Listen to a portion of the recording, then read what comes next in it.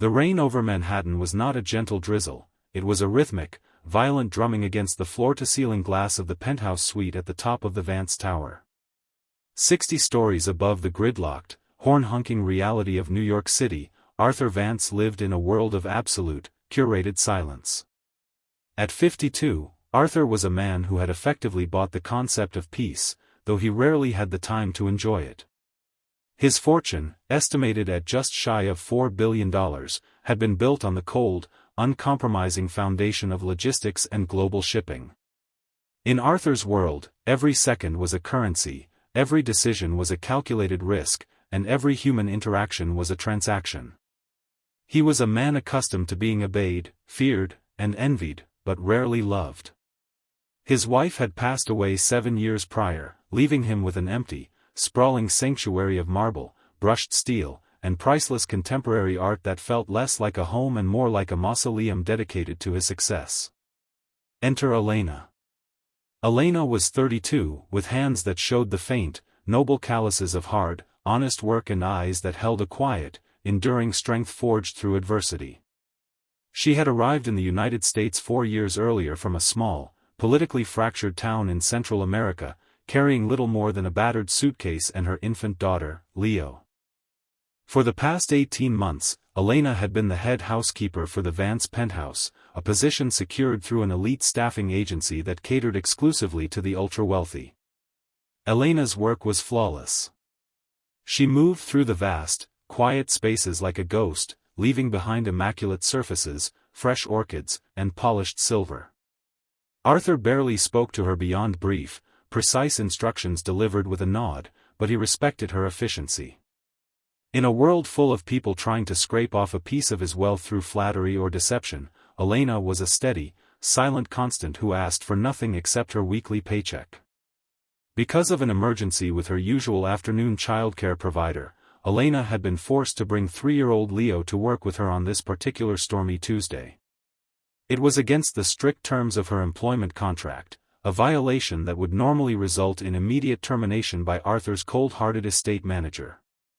However, the manager was off for the week, and Arthur had spent the last 48 hours locked in his home office, embroiled in the highest-stakes corporate battle of his career. A rogue faction of his board of directors, led by his longtime chief operating officer and assumed friend, Richard Sterling, was attempting a hostile takeover of Vance Global. The crucial, vote-defining board meeting was set for 9 o'clock the following morning. Elena had slipped little Leo into the staff break room near the service kitchen, giving him a coloring book and a quiet toy, pleading with him in soft, urgent whispers to remain silent while she finished deep cleaning the master wing.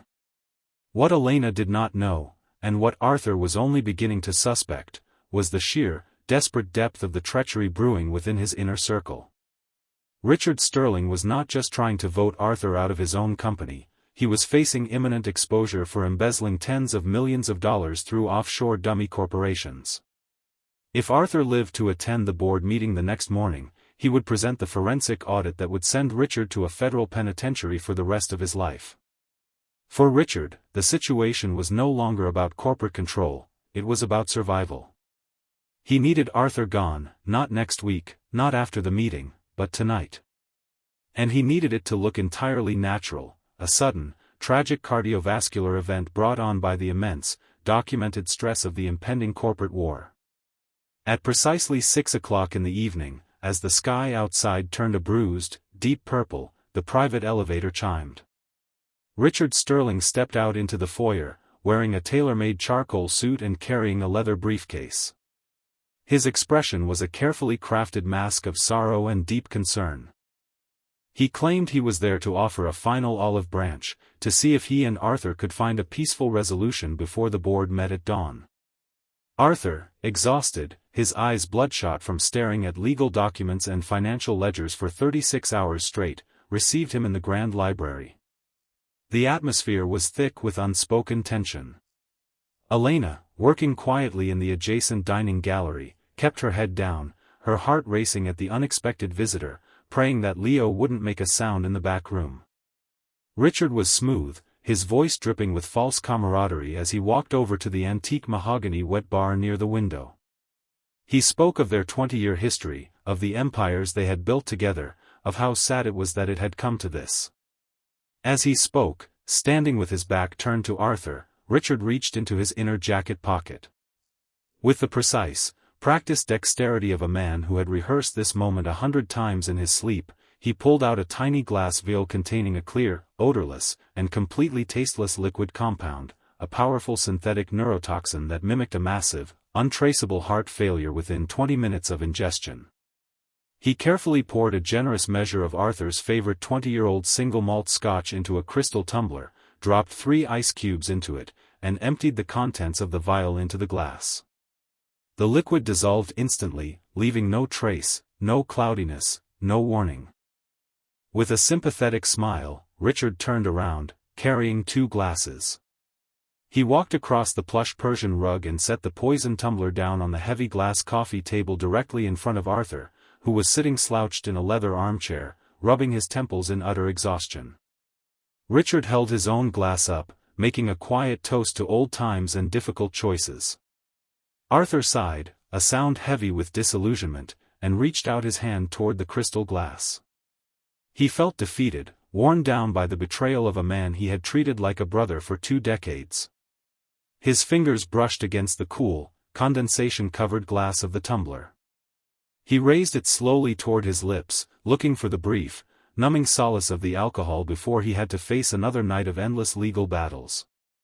At that exact, critical instant, a small figure darted out from behind the heavy velvet drapes that framed the dining room archway.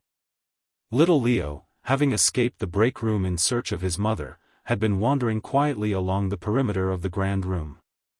The toddler, wide-eyed and innocent, had seen Richard standing by the bar earlier. Children possess a raw, instinctual radar for human emotion that adults often lose, a pure, unfiltered ability to sense danger, malice, and dark energy in the people around them.